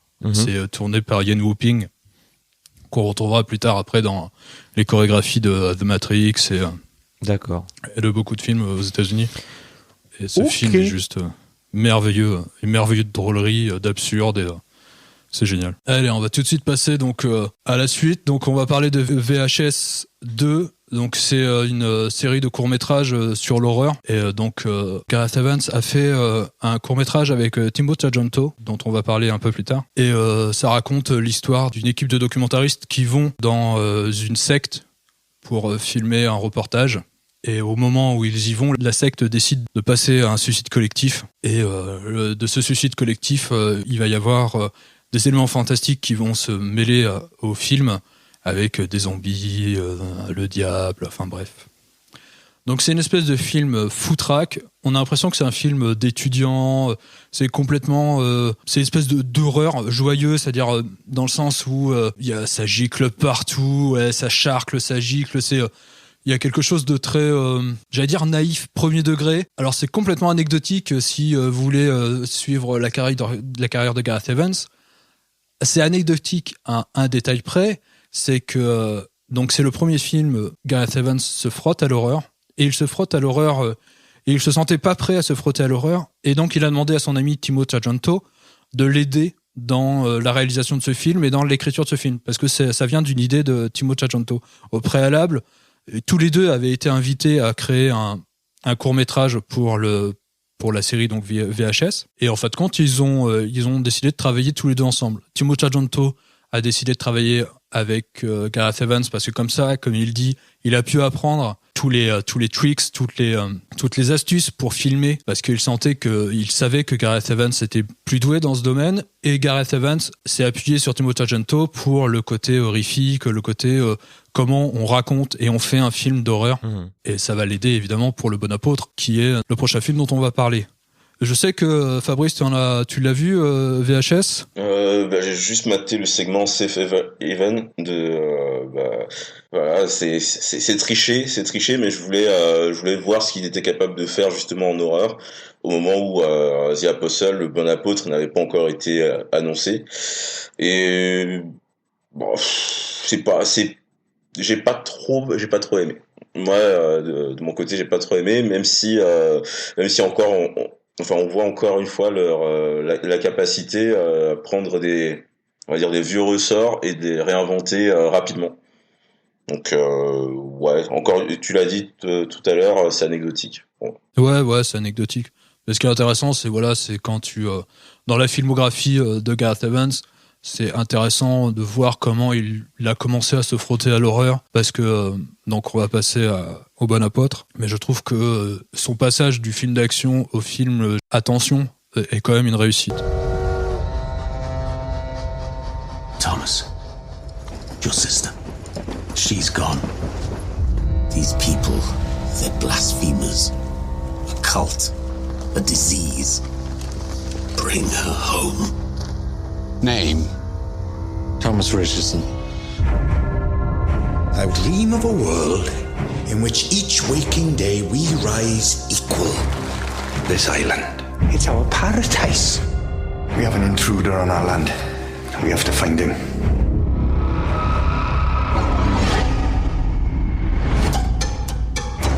Your eyes. They've seen things. Who are you? On saura pas qui c'est. Pas tout de suite. Et tu veux faire un petit résumé du Bon Apôtre, mon bon Thibaut ? Oui, comme vous venez de l'entendre, en fait, c'est l'histoire d'un personnage un peu obscur qui est censé avoir disparu et qui va aller chercher sa sœur, qui se trouve dans un culte qui a été créé dans les îles galloises. Alors c'est une île fictive, mais qui du coup nous rapproche un petit peu des origines de Gareth Evans. Et du coup il va un petit peu enquêter sur ce culte et découvrir pas mal de petites choses. Il y a beaucoup de surprises, enfin il y a pas mal de surprises dans ce film, notamment par rapport à la promo et à ce qu'on pouvait attendre ou non de notre ami Gareth Evans sur la question. Donc je vais pas en dire beaucoup plus, mais c'est une sorte d'enquête slash j'allais dire film d'aventure, mais c'est pas vraiment un film d'aventure, donc je vais arrêter là et dire que c'est plutôt un film d'horreur, mais où l'horreur arrive progressivement et sous des formes peut-être insoupçonnées, je dirais. Ouais, c'est surtout un film d'angoisse. Pour le rapprocher à un jeu vidéo, tiens, c'est marrant, à chaque fois, il y a quand même une proximité entre Gareth Evans et le jeu vidéo. Je dirais qu'on est plus proche de l'ambiance Silent Hill que de Resident Evil. Tout à fait, ouais. On est vraiment dans une espèce de monstruosité larvée, d'un mystère comme ça qui entoure ce village. C'est assez prenant, même si je suis pas hyper fan de l'acteur principal et de son surjeu. Dan Stevens. Yes. Est-ce que il faut qu'on donne notre avis sur le film? Ouais, vas-y, balance. C'est marrant, c'est un film que j'ai pas forcément très apprécié en regardant, parce que je le trouve assez étrange en fait dans sa construction, etc. Mais depuis ces derniers temps, j'ai gagné en tranquillité aussi par rapport à ma cinéphilie, et j'en ai un petit peu marre des films, on va dire, hyper standardisés, où toutes les scènes doivent servir à quelque chose, où il n'y a pas de scène d'ambiance, où il n'y a pas de développement de personnages qui ne servirait pas du tout l'intrigue. Gareth Evans fait encore ça, et notamment dans ce film. Et du coup, c'est vrai que pour sur l'instant, sur le moment, ça m'avait pas beaucoup marqué, mais ça fait à peu près une semaine maintenant que je l'ai vu, et c'est vrai que j'y repense beaucoup parce qu'il y a certains concepts, certaines choses que j'ai beaucoup aimées. Visuellement, je trouve que le film est très beau, il est très angoissant par rapport à toute l'utilisation qu'il fait du côté insulaire en fait de la Grande-Bretagne en général, mais de cette île en particulier. Il y a pas mal de thèmes qui sont brassés, qui sont pas forcément hyper appuyés, mais je trouve que ça raconte beaucoup de choses sur l'utilisation de la religion, comment de bonnes idées peuvent être perverties, etc. Je pense qu'on peut vraiment en faire une lecture assez intéressante, même si ça se voit pas de premier abord. Puis il y avait là aussi la curiosité de voir quel genre d'horreur Evans allait faire, et aussi à quel point ça pouvait ou non être rapproché de ce qu'il avait déjà fait, et c'est en partie là-dessus que se trouvent les surprises, donc je vais pas forcément rentrer dans le détail encore une fois, mais j'ai trouvé ça assez amusant de voir comment il a un petit peu raccroché ça au reste de sa filmo. À toi Fabrice? Je l'ai pas encore terminé, parce que mes trajets en train ne sont pas assez longs, et par contre ce que j'ai adoré dedans, c'est l'utilisation de la symbolique religieuse. Quand t'es assez sensible à ce genre de questions, je pense que tu gagnes 2-3 points en angoisse et en fascination. Après, pour l'instant, je préfère encore dans son cinéma d'action, mais encore une fois, il maîtrise sa copie, et la symbolique est vraiment, vraiment cool. Et on sent que c'est un Gallois, c'est chez lui, et il sait comment mettre en valeur le territoire. Et puis il ramène cette espèce, comme tu dis, de symbolique. Alors on parlait de symbolique religieuse, mais ça me fait penser que dans The Raid, il y a aussi beaucoup de symbolique, et c'est un mec qui travaille beaucoup sur des espèces de plans qui a priori veulent pas dire grand chose ou n'apportent pas grand chose, mais qui au final participe beaucoup à l'ambiance. Et c'est vraiment un mec que j'aimerais bien voir du coup sur des genres hyper visuels, donc que sont l'horreur ou par la suite la science-fiction, etc. Et pas forcément que dans l'action, parce que je trouve qu'il y a aussi une forme de lenteur dans sa mise en scène, mais dans un côté positif, hein. Donc j'ai hâte de voir où tout ça va l'amener, parce que c'est vrai que sur le moment je me suis dit putain tiens intéressant, pourquoi pas, etc. Après moi je suis pas un fan d'horreur de toute manière, donc j'avais pas particulièrement d'attachement ou d'attente par rapport à ce qu'il allait faire ou non, mais c'est vrai que je l'ai trouvé assez inspiré dans ce qu'il faisait. Et je pense que pour les gens qui aiment un petit peu les ambiances Lovecraftiennes, il y a quand même 2-3 trucs à grignoter. Donc si ça vous titille ce genre de teaser, je pense que le film mérite quand même un visionnage. Après, il est arrivé sur Netflix comme beaucoup de projets que d'autres studios, d'autres producteurs n'osent plus mettre sur pied.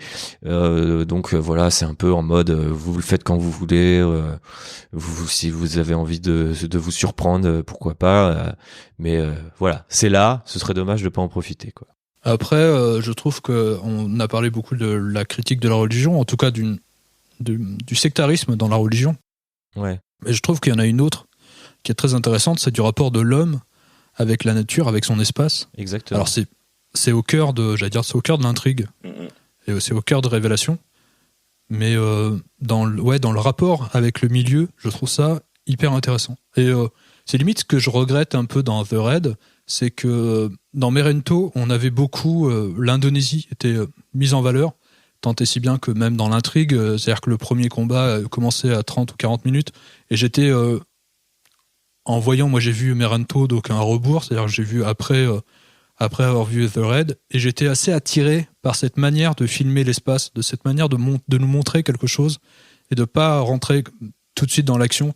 Et je trouve que Apostle a ça de bien, c'est que il place son intrigue, il place ses événements, il tisse vraiment avec non pas une certaine lenteur, mais une certaine...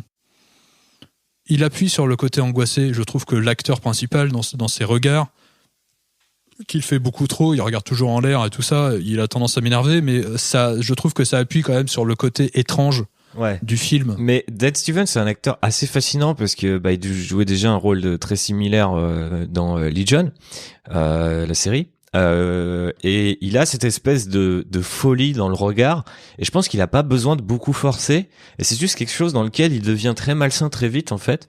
Et du coup, moi je le trouve assez, je dirais pas réaliste parce que je sais pas à quoi ressemble la folie d'aussi près, mais c'est juste que je le trouve assez bon dans ce qu'il fait. Je trouve ça un petit peu dommage que ça soit un petit peu tout le temps sur les mêmes registres, et là pour le coup je pense vraiment qu'il a été typecasté pour ce rôle, parce que en fait je pense que s'il a s'il avait eu un rôle un petit peu plus développé, ou si le personnage était pas aussi fou, ça aurait donné un tout autre film. Mais ça a créé, comme tu disais aussi tout à l'heure, tu parlais d'humour, et d'humour noir, ou un humour un petit peu malgré soi, dans quelque chose de très angoissant ou très viscéral. Je trouve qu'il y a un moment dans le film qui est génial, c'est quand il va un moment passer au-dessus d'une clôture de manière totalement impromptue, il commence à courir.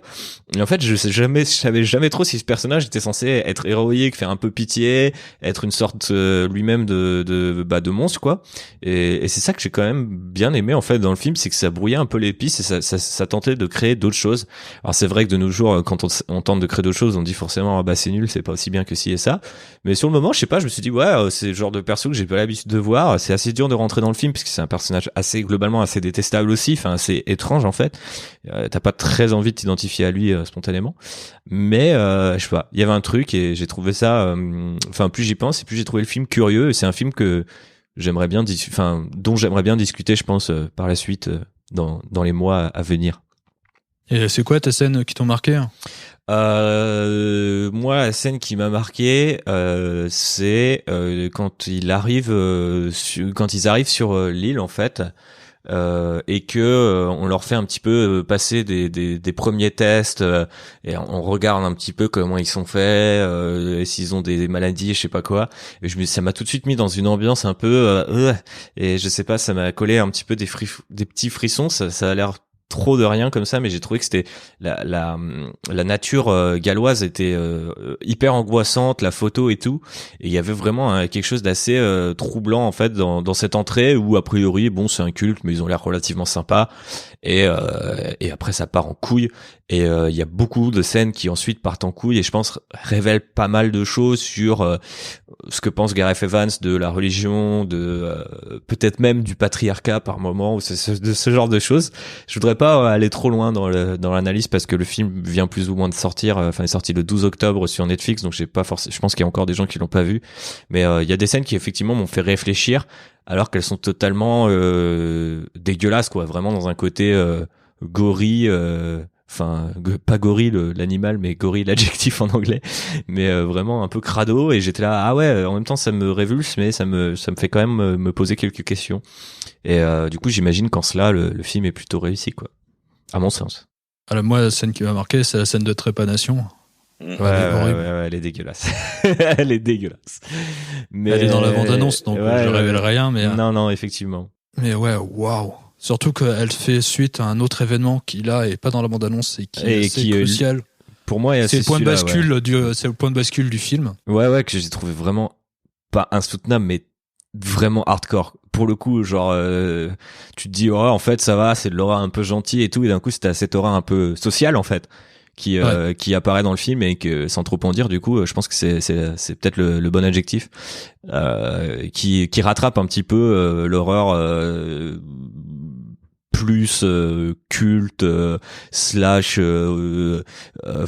pseudo fantastique ou non, qu'on a au début, quoi. Donc c'est vrai que ce qui est intéressant, c'est que c'est quasiment une scène qui est assez peu visuelle. Après il y a beaucoup de choses qui sont très visuelles, je trouve que, mais cette scène là elle porte, il y a quelque chose dans cette horreur sociale, et c'est une scène, j'allais dire, d'une banalité. Ouais, c'est ça, c'est exactement ça. C'est une scène banale, et alors que t'as été transporté dans des endroits assez gore, la référence à Silent Hill, franchement, vous la verrez peut-être. Enfin, si vous voyez Silent Hill en ce côté un peu crasseux, organique des choses organiques de l'horreur. Mm-hmm. Là, on est assez proche de ça. Ouais, complètement. Mais cette scène-là, elle est complètement anodine. Ouais. Et elle est terrassante. Ouais, complètement. Et il y a un sound design en plus qui accompagne tout ça. Sur ces deux scènes-là, qui est proprement, qui ajoute beaucoup au côté.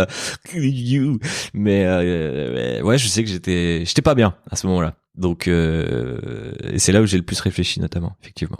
Moi, ma scène, c'est quasiment la même configuration que celle de Thibaut. C'est l'arrivée sur l'île et ce petit côté Lovecraftien en fait. Tu sens que, encore une fois, la symbolique, la traversée d'une étendue d'eau dans la mythé symbolique et la descente aux enfers, c'est quelque chose d'important. Et en fait, cette arrivée sur l'île, tu sais que c'est foutu. En fait, c'est là que le trouillomètre se déclenche. Mais il se déclenche sans que tu t'en rendes vraiment compte, sans qu'il, le réalisateur, Gareth, savait que ça allait avoir cet effet-là sur le corps humain. Mais en fait, ton trouillomètre se déclenche à quasiment 0. Il est là. Tu sais que tu vas avoir peur. Juste par ces scènes de nature et par cette mise en situation.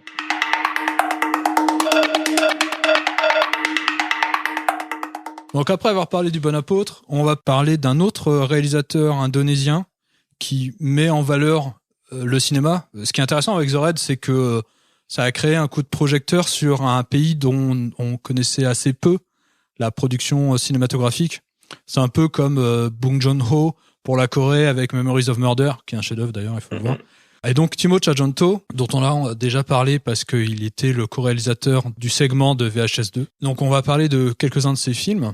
Et donc je vais parler d'abord de Killers, qui a été pour moi la claque. Donc je connaissais The Raid 2, tout ça, j'ai commencé à chercher et à trouver. Donc Timo Tjahjanto, je l'ai connu avec The Night Comes for Us, et donc j'ai commencé à regarder sa filmographie. Et notamment pour préparer ce podcast. Et The Killers, je l'ai pris en pleine tronche, ce film. C'est l'histoire d'un tueur en série au Japon qui filme donc ses actes et il met en scène les derniers instants de vie, c'est-à-dire qu'il filme vraiment le regard quand la vie s'échappe. Et il poste ses vidéos sur Internet. Et en Indonésie, il y a un journaliste qui a été déchu à cause du fait qu'il a enquêté sur un magnat qui a l'air plutôt véreux et plutôt mafieux, qui l'a empêché d'exercer son métier. Et il y a comme ça, il va y se nouer une espèce de relation entre le meurtrier, le tueur en série, et le journaliste. Parce que le journaliste a une espèce de fascination donc, pour les actes, pour les vidéos qu'il voit, et il va finir par devenir lui-même tueur en série, mais il va agir pour faire justice. Et il va poster à son tour des vidéos de ces massacres. Et il va y avoir une espèce de relation entre donc le tueur en série et son copycat en Indonésie, d'espèce de va-et-vient qui est à la fois fascinant, horrible. Et ce film m'a fait penser donc au film coréen The Chaser de Na Hong-ji, ou le film du réalisateur de Hilang, le remake de Jinro, qui s'appelle J'ai rencontré le diable, qui joue vachement sur ce côté un peu malsain. Et j'ai été vraiment, je l'ai déjà dit au préalable et je le redis là, j'ai été fasciné par ce film, je l'ai pris comme un coup de poing, c'était raide. Et l'acteur principal, donc du côté indonésien, on l'a vu dans The Raid 2, c'est celui qui fait l'homme de main, c'est Oka Antara peut-être, et qui est comme ça un père de famille, qui est largué socialement, c'est-à-dire qu'il était journaliste d'investigation, et tout d'un coup, il se mue en tueur en série, entre tueur en série et justicier, et le tueur en série japonais lui demande s'il aime les actes qu'il fait, c'est-à-dire qu'il le pousse, il l'engraine à devenir un tueur en série. Et c'est dans cette relation entre l'un et l'autre, et comment lui qui est au Japon et l'autre qui est en Indonésie, les deux intrigues vont finir par se rencontrer, évidemment. Et comment elles se rencontrent, c'est génial. Donc on est plus proche du thriller que du film d'action. Il y a beaucoup de scènes qui sont très très visuelles, et je pense que c'est la marque de fabrique de Timo Tjahjanto, parce que là où Gareth Evans expliquait que souvent il évite de montrer le gore pour le gore. C'est-à-dire qu'à un moment donné, comme la batte dans la tête du gars, tu l'as vu, mais il va pas s'apesantir, quoi. Il va pas avoir de l'hémoglobine alors que Timo Tjahjanto, quand il donne un coup, c'est en règle générale, c'est raide, quoi. Et on parlera de cutter bientôt dans la joue, dans la bouche. Et donc voilà. Donc c'est vraiment un film à voir si vous voulez le voir. Moi, j'ai vraiment adoré ce film. Tu le conseillerais à quelqu'un qui est un peu sensible comme moi sur l'hémoglobine et les trucs malsains? Si t'es capable de voir The Night Come For Us, ouais. Ouais, c'est pas le même contexte en fait. J'aime la joie de la bagarre, même quand ça part en couille. Tuer des gens pour le plaisir, c'est un autre délire. Ouais, alors ouais, si t'es sensible à ça, je sais pas. Ouais. Itchy the Killer, du coup, Thibaut. Ah bah, j'ai pas vu. Ah, ok. Ouais, on est vraiment dans un... Enfin, il y en a dans des mangas comme ça, des mangas un peu d'horreur où tu suis un psycho, un peu comme dans Seven ou des choses comme ça. Donc, ouais. Ouais, bah Seven, ça va, tu vois. Mais ouais, c'est dans ce genre-là, tu vois. Après, c'est très, très, très, très visuel, quoi. C'est-à-dire que... Tu veux dire très explicite, quoi. Ah ouais. Ouais, ok. D'accord. La première scène, enfin, tu sais, si au bout de 5 minutes, t'es capable de regarder les 5 premières minutes, tu sais que tu pourras aller jusqu'au bout. Oh, bah très bien. C'est un bon test. Après, ce qui est intéressant, c'est qu'il va travailler les personnages. On n'est pas non plus dans une espèce de surenchère d'hémoglobine. Mm-hmm. Je trouve que les personnages sont très travaillés. Le tueur en série, on le suit vraiment. Il y a une forme de détresse. L'acteur est assez génial là-dedans. Il y a une forme de détresse. On suit sa folie. Et l'autre, on suit, et donc l'acteur indonésien, du côté indonésien, on suit son glissement. Comment, tout d'un coup, quel est le rapport à la morale, comment, jusqu'où il peut aller, et pourquoi il a été jusque-là aussi. Mmh. Donc il y a toute une partie psychologique qui, je trouve, est assez intelligente. Et les rebondissements, alors peut-être que moi je suis totalement rentré dans le film, mais à chaque fois j'ai été surpris. À chaque fois je me disais il va y avoir un truc comme ça, et c'était l'inverse. Alors peut-être que quelqu'un avec une autre disposition intellectuelle les éventerait en 10 secondes, mais moi jamais. À chaque fois j'étais surpris. Ok. Donc ouais, non, je conseille vraiment ce film. Intéressant. Je conseillerais un peu moins Headshot. Pareil. Que j'ai pas vu moi. Ah, Headshot, c'est naze. C'est pas naze, mais c'est Timothée Chalamet. Je pense qu'il essaie de prendre la place de Gareth Evans. Il a vraiment fait des copier-coller de certains plans de The Raid dedans, ou certaines techniques. On parlait tout à l'heure de la caméra qui suit le passage par la fenêtre. Il y a le même plan dans Headshot. Que des trucs comme ça. Mais bon. Ah ouais, chelou. Donc c'est l'histoire d'un gars qui est amnésique, qui est retrouvé sur la plage, il est amnésique, et en fait on se rend compte que c'est une espèce de tueur qui est élevé par un caïd qui élève les enfants pour en faire des tueurs. Et donc il va retrouver comme ça, on est aussi dans ce rapport jeu vidéo, c'est-à-dire que chacun de ses frères et sœurs avec qui il a vécu, il va finir par les affronter. Et donc on va retrouver beaucoup des acteurs, donc c'est l'acteur principal, c'est Iko Uwais. Mm-hmm. Et donc on va retrouver Julie Estelle, on va retrouver le gars qui était avec la batte de baseball aussi dans The Raid 2, qui est d'ailleurs l'un des chorégraphes de ce film. Et le problème, c'est que le film est intéressant, mais il manque de tension. Tout m'ennuie, et je trouve que dans ce genre de film, il y a toujours une limite où ça devient grotesque. Mmh. Et je trouve que là, il en est arrivé là, c'est-à-dire que l'histoire, bon, évidemment, c'est l'histoire d'une amnésie. Merci Jason Bourne. Enfin, bref, Jason Bourne, déjà, c'était cliché, quoi. Donc, voilà, on est dans le cliché. Les acteurs sont bons, les scènes sont sympathiques, mais tu retiens rien. Le début, ça se passe dans une prison où un gars s'échappe. Et la première fois où je l'ai vu, j'ai été complètement scotché parce que je trouve que la photo est super belle. Il y a une lumière jaune, il y a quelque chose de crasseux. Et la deuxième fois, je me suis dit, ouais, c'est too much, quoi. Mmh. Et je sais que le film, je l'ai vu en plusieurs fois, mais ça m'a un peu glissé dessus. Je trouvais que ce qui marchait dans The Raid et ce qui va marcher dans The Night Come For Us, là, ça marche pas. Ok. C'est un peu mou, c'est un peu... ça reste sympathique, hein, c'est pas un film nul, hein, on n'est pas dans Predator contre Alien, ou... ce que je veux dire, il y a quand même de la matière, c'est quand même... les chorégraphies sont quand même belles, effectivement, elles reprennent beaucoup trop, peut-être, ce qui se fait dans The Raid, mais les acteurs restent... c'est quand même des acteurs de qualité, je trouve que... Et, c'est ce que disait Gareth Evans, il disait que beaucoup des acteurs qu'il a révélés, c'est quand même des acteurs qui ne jouaient pas auparavant. Il a été content de pouvoir leur offrir la liberté, parce que ce qu'il ne savait pas, c'est qu'ils étaient comme ça des acteurs nés, mais ils n'avaient jamais eu l'occasion de le prouver. Et voilà, tu retrouves, Iko Uwais est quand même un acteur génial, et d'autres acteurs qu'on a pu voir dans The Raid qui sont aussi géniaux. Mais voilà, c'est un film qui est moyen par rapport à toute la filmographie qu'on a vue aujourd'hui. Si VHS 2, c'est le film anecdotique, on peut s'en passer, tout le reste quand même, c'est vraiment quand même le haut du panier de ce qui se fait de mieux, quoi. Et donc après, on va passer au dernier film qui lui est complètement à voir. 3 tahun gue jadi mesin pembunuh mereka. Nggak kehitung pembantahan yang udah gue lakuin. Kalau lo sudah dilantik menjadi seorang sukses, hukumnya mutlak. Jangan pernah mengampuni. Tapi di saat itulah gue melihat satu kehidupan kecil yang sudah di ujung tanduk.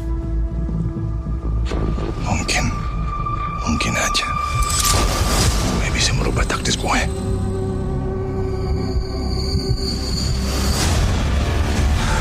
Gue gak ngira akan berakhir kayak gini tuh. Apa yang gue lakuin sekarang yang harusnya gue lakuin dari dulu. Berani banget lo ngomong kayak gitu. Mending lo siap-siap sekarang.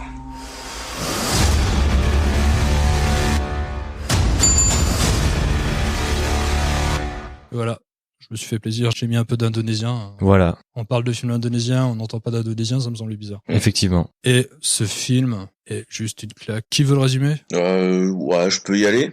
Vas-y. Ouais. Bah, comme dans Headshot, c'est un film qui commence, on va dire, sur une plage, avec un tueur, un mec sans scrupules, un dégueulasse, un gros salopard, qui vient de massacrer un village, mais qui est pris de remords pour je ne sais quelle raison, et qui sauve une petite fille. Et du coup, cet acte de charité va lui valoir d'être traqué par ses anciens associés, par ses anciens supérieurs. Et on va se retrouver dans une trame assez classique où il va devoir tuer pas mal de mecs pour essayer de s'en sortir et essayer de s'échapper du pays avec la petite fille. Et il va ouvrir la boîte de Pandore de la violence. Tout à fait. Alors effectivement, c'est une trame assez classique. Alors le cas de conscience, c'est quand même aussi un cas classique. Et je trouve que ce film est complètement viscéral et il est porté donc par Joe Taslim qu'on a pu voir donc dans The Raid 1 qui lui c'est pareil, c'est un acteur qui s'est découvert avec The Raid 1 et qu'on a vu après plus tard dans un épisode de Fast and Furious, je crois que c'est le 6. Il me semble, ouais. Ce type, il pue le charisme. Mais c'est dément. Et la folie aussi, hein. Il y a quelque chose de fou, notamment dans les... Ouais, il y a quelque chose de malsain. Dans les dernières scènes, et je trouve qu'il est capable, il a des expressions et tout, capable de passer comme ça d'une expression à une autre. Et ouais, c'est vraiment...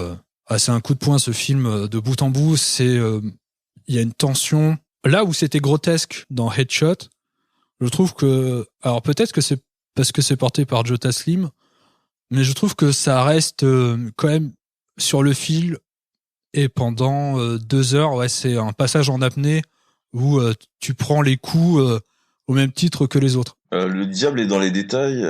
C'est vraiment les petits points qui font passer du grotesque de Headshot à ce génie de réalisation. Enfin, le film est un peu bêta sur certains points, mais au niveau réel, c'est complètement dingue. Il a su, il sait exactement où appuyer pour qu'on ait mal en regardant quelques secondes de pellicule. C'est complètement irréel parfois de se dire que qu'il a trouvé des subterfuges de FX où on a l'impression, enfin tu pourras me confirmer parce que tu as dû plus te renseigner que moi, que les effets spéciaux ou le maquillage, enfin ces techniques de maquillage pour simuler les blessures sont plus, j'ai trouvé plus justement viscérales que dans d'autres productions. On sent la blessure, on sent les contusions. C'est beaucoup de lacération. Les couteaux ne sont pas nets, ils sont c'est vraiment ça. La chair n'est pas coupée, elle est déchirée, elle est déchiquetée. C'est ça. Mais c'est parce qu'il les montre.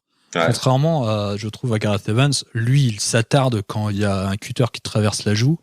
C'est dégueulasse à souhait et il s'attarde sur le fait qu'il retire la lame de sa joue. Et il y a, c'est gore. Elle est une scène préférée. Allez, tiens, mon petit Thibaut. Moi, c'est l'énorme catfight de la fin entre Julie Estelle et les 2 assassines qui sont ensemble. J'ai bien aimé la bagarre entre ces 3-là. Déjà parce que je trouvais que le personnage de Julie Estelle était assez intéressant juste visuellement en fait. J'ai pas trop compris comment il est introduit, etc. Il y a beaucoup de mystères qui entourent ce film, qui d'ailleurs un peu une espèce du côté des trucs un peu négatifs, essaie de faire croire à certaines surprises, mais tu sais jamais vraiment s'il y a vraiment quelque chose derrière ou pas. Alors après, on en saura peut-être plus par la suite, mais j'ai trouvé que son perso était tout de suite hyper énigmatique et j'avais envie d'en savoir plus parce que déjà on l'avait repéré dans The Raid 2 et j'adore son style avec l'espèce de, enfin tu vois, un bras qui est nu et l'autre couvert de noir. Elle est hyper dynamique dans ses combats face à ces deux assassines là aussi, et je trouve que c'est juste les meilleures chorégraphies, parmi les plus dégueulasses aussi, parce qu'il y a vraiment là pour le coup il y a de la bonne charpie qui gicle dans tous les sens. Et non, ouais, j'ai vraiment bien aimé cette scène là. Le film en lui-même, après, je l'ai trouvé hyper kiffant et visuel dans sa façon de effectivement mettre en scène les combats et d'utiliser notamment toute cette toute cette panoplie d'armes blanches. Là où je disais que c'était plus fun que dans The Raid, c'est que quelque part ça caractérise tout de suite les persos, tu vois quel avantage ça leur donne, etc. Et ouais, j'ai beaucoup aimé regarder le film, même si pour le coup je le trouve bien moins profond ou un peu plus je trouve qu'il y a moins de sens en fait dans ce film là, et je trouve qu'on est plus dans un bon délire de blood, tu vois, un joyeux délire à base de sang et de tripes, et mais qui est plutôt bien foutu dans son genre, parce que je trouve que les chorégraphies sont plus originales que dans Headshot, d'après ce que vous avez dit, même si moi j'ai pas vu le film, et qu'il y a vraiment des séquences qui sont complètement dingos. Du coup, je donne plusieurs scènes préférées, mais il y a aussi celle de l'espèce de fourgon de prisonnier avec la grenade que je trouve tout simplement jouissif, quoi. Genre vraiment, je m'y attendais pas, et quand c'est arrivé, j'étais là, what the fuck. Et qui m'a beaucoup rappelé quelque part aussi la scène de la voiture de The Raid 2, mais dans un autre niveau, et je trouve qu'ils ont bien fait leur taf sur ce film, et que il y a beaucoup d'iconisation qui fonctionnent. Alors pas forcément toutes, mais on a parlé du perso de Julie Estelle, mais moi aussi j'ai bien aimé Bobby, le perso de Zach Lee, qui est beaucoup trop héroïque dans ce film, et ouais, c'était un bon délire, voilà. Et c'est vrai que je trouve que tous les personnages sont très vite caractérisés. Alors les gentils sont tout de suite attachants, mais chaque personnage, même les antagonistes, c'est-à-dire que les deux filles sont hyper bien caractérisées. C'est-à-dire que tu sais qui est qui, tu t'attaches ou non à certains d'entre eux, mais t'es tout de suite capable de les caractériser à la fois dans ce qu'ils sont en tant qu'acteurs, mais aussi dans leur manière de se battre. Mmh. Et c'est vrai que Bobby, donc celui il a une jambe en moins. C'est un berserker. Lui c'est une bête, quoi. Je balbutie là, mais il est fascinant, tu vois. Il y a des scènes, je l'ai revu hier soir, et quand je cherchais donc ma scène préférée, je me disais mais cette scène j'adore la scène de la boucherie par exemple. Ouais, la scène, mais il y a beaucoup de scènes qui sont hyper ludiques et que tu peux pas t'empêcher de kiffer. Et c'est vrai qu'au début, par contre, c'est un peu surprenant parce que tu te dis, mais genre what? Enfin, tu vois, je sais pas, l'intrigue elle démarre en 30 secondes. C'est quand même un gros clicheton, le coup du mec qui a tué toute sa vie et puis d'un coup il décide d'arrêter, tu sais pas trop pourquoi.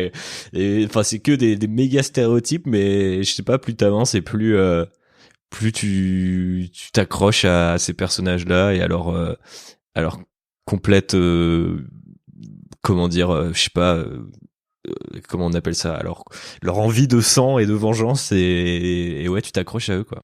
Ouais, alors après il y a quand même une scène, parce que là on dit que toutes les scènes sont bien, mais moi il y a une scène que j'ai moins aimée, c'est la scène du combat quand ils sont dans la salle de billard. Je trouve qu'elle est mal chorégraphié ou mal filmé, dans le sens où t'as tout un quand groupe. Il arrive avec la voiture là. Ouais, ok, qui déjà rappelle celle de The Raid 2 en plus, et ouais, c'est vrai, elle est assez bizarre, je l'ai bien aimée, mais soudainement il y avait moins de travail quelque part, il y a moins de photos, c'était moins léché, j'ai trouvé. Et surtout que tu commences sur une image assez originale, c'est-à-dire que t'as la caméra juste derrière la tête, un peu comme dans un TPS. Donc ça dure pas très longtemps, mais le problème c'est que t'as une masse et tu vois les gars qui attendent leur tour pour combattre. Donc t'as que des 1 contre 1, alors que tout laisse supposer, et d'ailleurs parce que donc ce combat-là va se faire en même temps que celui de Julie Estelle, et celui de Julie Estelle est carrément génial, et après on va revenir sur le combat donc de Joe Taslim, sur cette scène où là ça devient un combat de masse, mais toute cette première partie est très très molle et c'est le seul micro détail parce que de toute façon t'as pris claque sur claque et t'es en apnée depuis le début.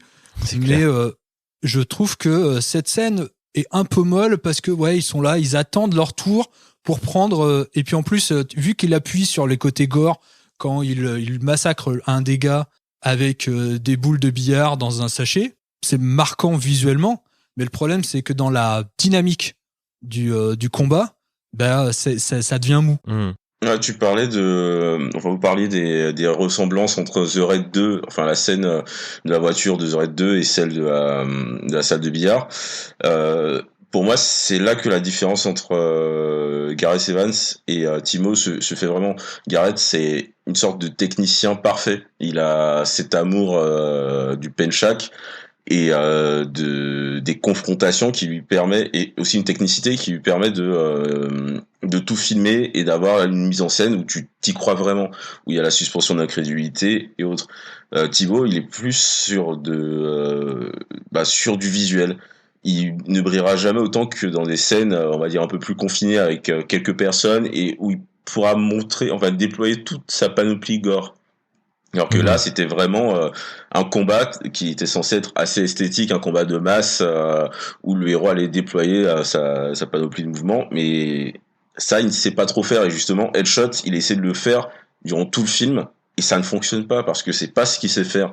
Lui, c'est percuté par des images fortes, c'est pas émerveillé par des chorégraphies léchées. Donc c'est pour ça que ça fonctionne moins bien, et c'est pour ça que en parallèle, le combat de Julie Estelle, plus confiné, et beaucoup plus maîtrisé. Enfin, ça c'est mon avis, et du coup c'est le combat de Julie Estelle, et c'est Julie Estelle mon personnage préféré du film. Voilà. Je comprends. Plus donc Timo Tchajanto, comme on l'a dit, prévoit donc une trilogie, et le deuxième film, si le succès vient pour The Night Comes For Us, et je pense que en tout cas il y a eu un certain buzz, notamment ce qu'il a fait le tour des festivals avant d'arriver sur Netflix. Donc devrait tourner autour donc de Julie Estelle qui se fait nommer The Operator. Yes. Et le troisième film devrait être ça devrait s'appeler Les 8 Lotus. Et Les 8 Lotus, c'est déjà les deux filles qui étaient deux des Lotus. Oui. Et donc ça devrait être comme ça sur cette sororité peut-être de combattantes, ce qui pourrait être assez génial. Ok, ouais, effectivement, je n'avais pas suivi cette info, mais c'est intéressant. Il en a beaucoup dévoilé sur Twitter, et il est d'ailleurs hyper actif sur le réseau. Je conseille à toute personne l'utilisant de le suivre, parce qu'il répond avec beaucoup d'humour aux trolls, aux haters qui ont bâché son film. Mais derrière, il dévoile également ses plans. Il est hyper généreux dans ce qu'il balance, et ouais, c'est une personne à suivre sur Twitter. Ok. Alors, question un peu qui fâche, est-ce que The Night Comes For Us, c'est le prochain The Raid, vu qu'on sait qu'il n'y aura pas de The Raid 3? Déjà, moi, je trouve ça dommage qu'il n'y ait pas de The Raid 3, même si je peux comprendre pourquoi Gareth Evans ne voudrait pas forcément le faire, parce que je trouve que la fin laissait présager qu'il y avait encore des choses à faire. Après, est-ce que ça sera The Raid 3 en attendant, moi ça m'a permis de survivre un petit peu, et je me dis ce que j'aimerais bien, c'est éventuellement peut-être qu'ils retravaillent ensemble, parce qu'ils ont tous les deux des qualités et des skills qui sont un petit peu différents, donc ça serait rigolo peut-être de les voir concevoir un projet quel qu'il soit en guise de The Raid 3, quoi.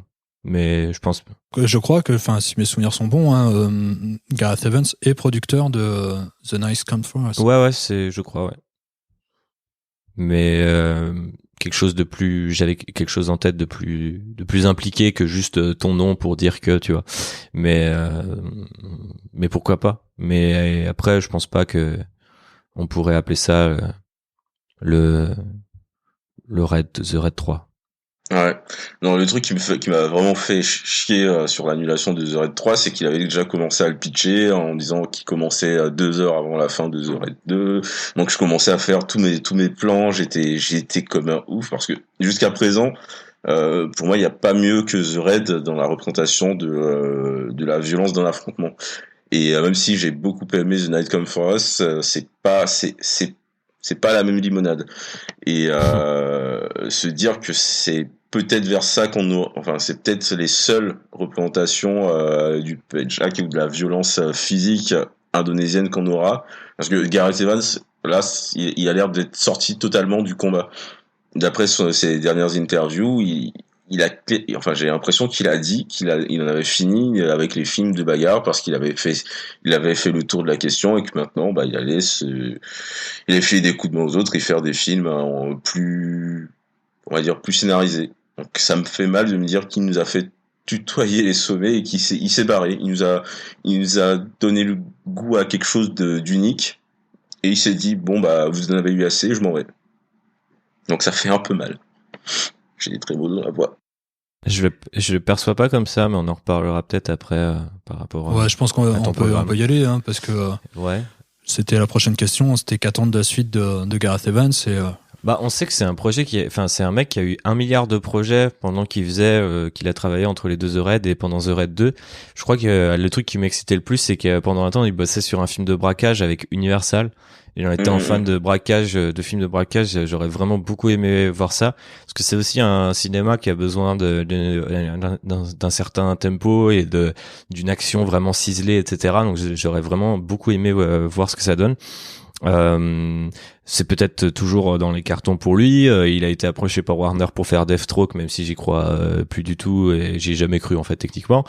Il y a beaucoup de choses sur lesquelles on pourrait le voir arriver. Et je ne serais pas le capitaine de l'Outrider si je ne disais pas qu'un Star Wars par Gareth Evans ça m'intéresserait beaucoup.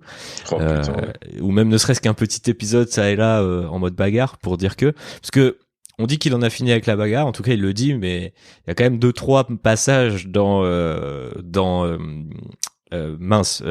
Apostol qui rappelle que c'est toujours là et qui veut quand même faire plaisir. Il fait croquer quand même 2-3 moments en disant t'inquiète, j'ai pas oublié d'où je viens.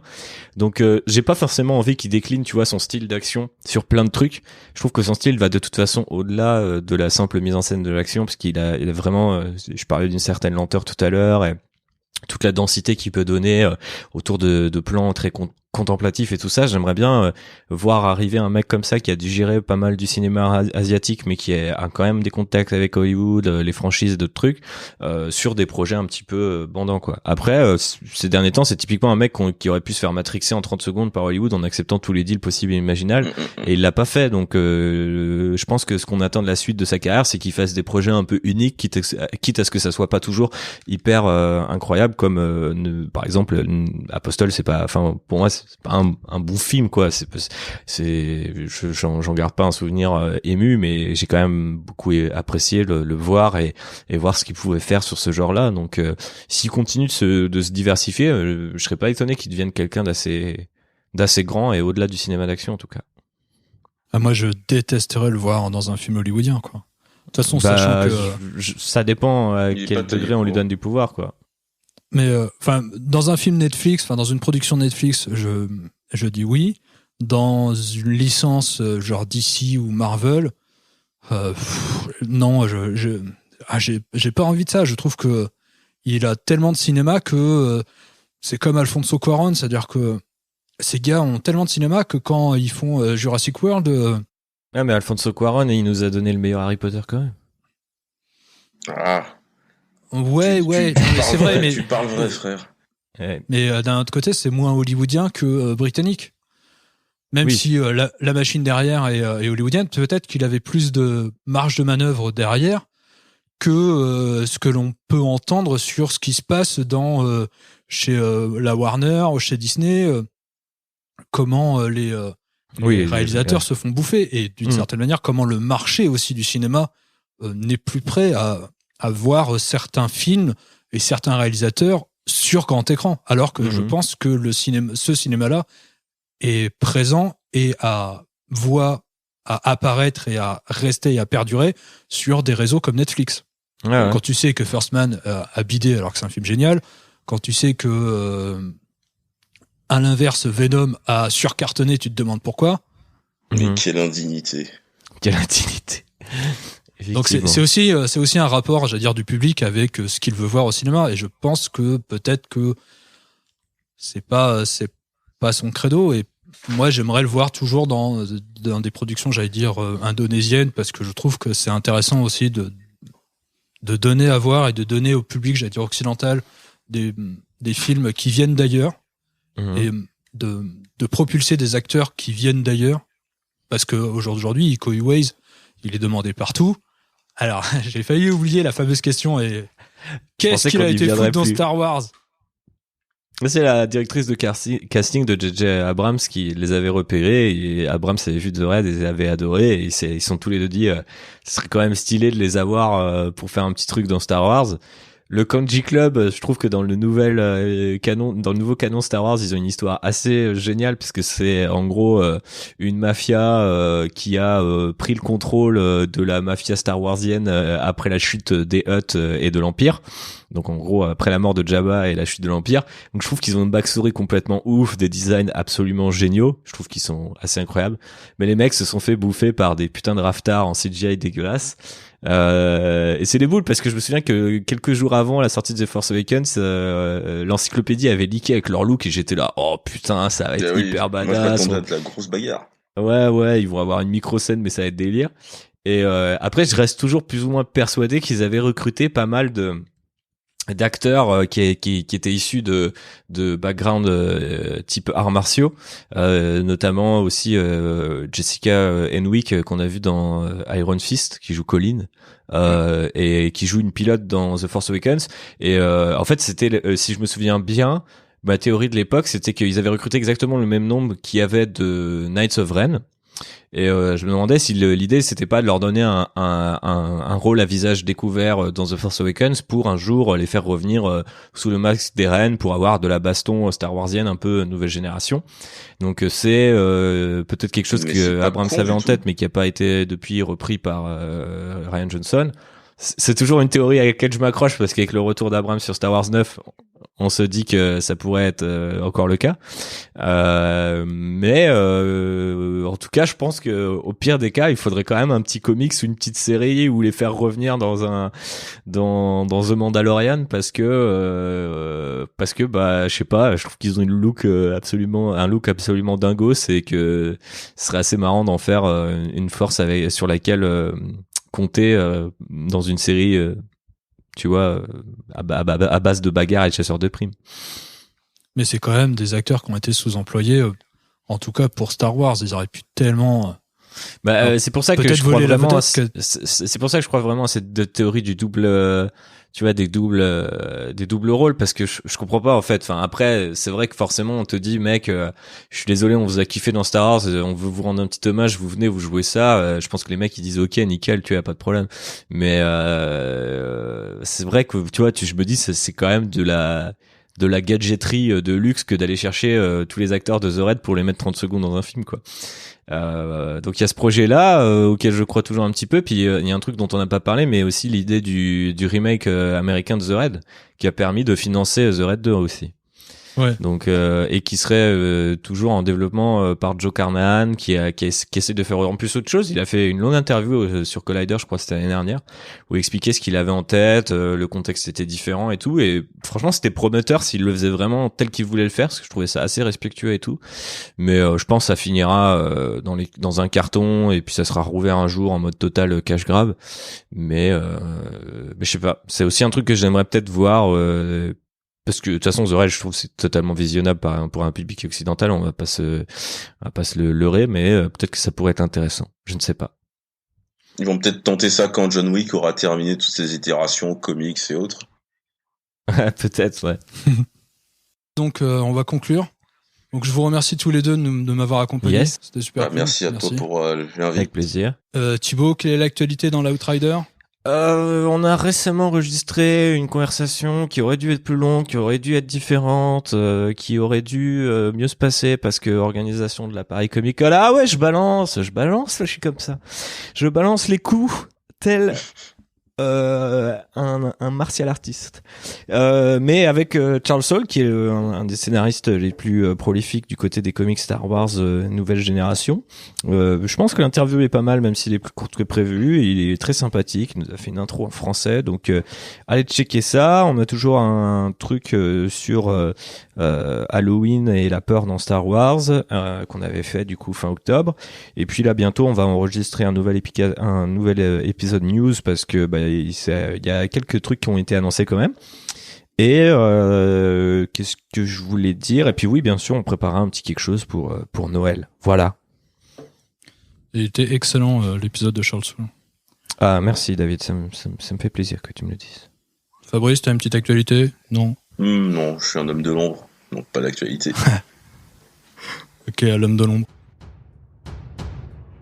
Je vous remercie de nous avoir écoutés. N'hésitez pas, si vous aimez Actionner, à en parler autour de vous, à mettre des étoiles et des commentaires sur iTunes.